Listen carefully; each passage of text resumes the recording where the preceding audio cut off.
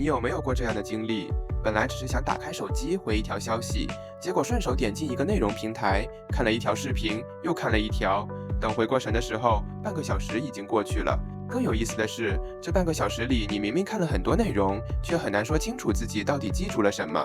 这其实就是今天社交媒体算法很值得讨论的一点，它正在越来越懂我们，也越来越擅长占据我们的注意力。现在很多内容平台，包括但不限于抖音、Instagram、YouTube Shorts 等，都在使用个性化推荐算法。它会根据你的停留时间、点赞、收藏、评论，甚至你把哪一类视频看完，来判断你的兴趣。比如你最近多看了几个数码视频，接下来首页可能就会出现更多数码内容。你开始关注旅行、健身或者某个新闻事件，系统也会迅速捕捉到。从积极的一面来看，这当然提高了获取信息的效率。以前我们需要主动搜索，现在算法可以直接帮我们筛选出可能感兴趣的内容。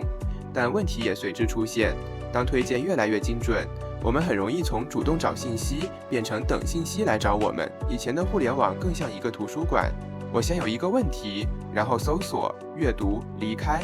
现在的信息流则更像一条不断流动的河，你并不需要提前想好下一条看什么，只要往下一滑，新的内容就会自动出现，而且这种内容通常都很短，十几秒、几十秒，看起来完全不费时间，但它们连接在一起，就很容易把原本零散的5分钟、10分钟慢慢连成半个小时甚至更久。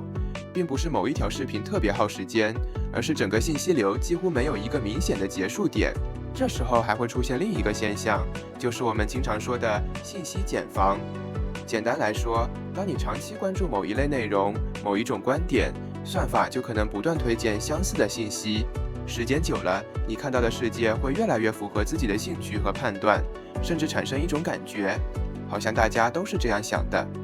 当然，算法也并不是故意把人困在一个圈子里，很多平台也会尝试推荐不同类型的内容。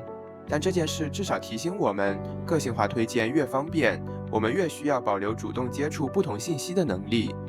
我自己最近就有一个比较明显的变化，现在我基本不怎么主动刷短视频了，不是因为我觉得短视频不好，也不是想抵制什么平台。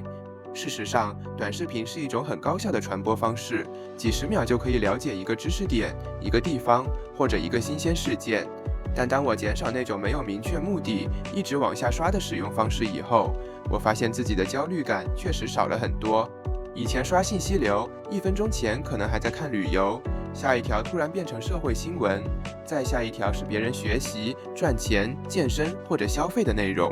我们的注意力和情绪会在很短的时间里不断切换。现在我的习惯变成了想了解新闻就主动搜新闻，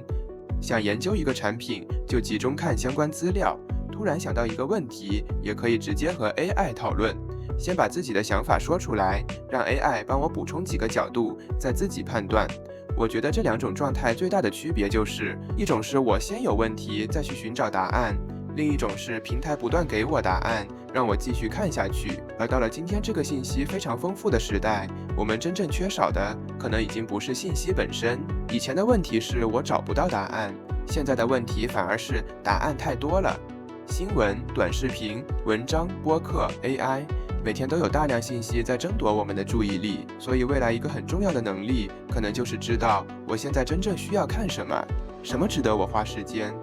这并不意味着我们一定要删除社交媒体，也不需要制定特别极端的规则。我觉得更现实的方法是增加一点主动性，比如打开一个平台之前，可以先想一下，我是真的想看某个东西，还是只是习惯性的点开。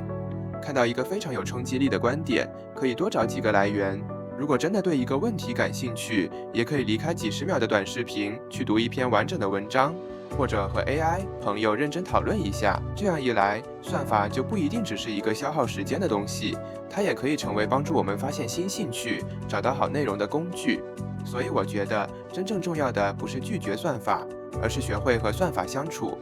可以让算法帮我们推荐内容，但不要把思考也一起交给算法。偶尔刷一刷没有问题，但有需要的时候，也要学会主动搜索、主动提问、主动思考。因为当我们重新决定自己看什么、关心什么、思考什么的时候，时间虽然没有变多，但这些时间会更真正的属于我们自己。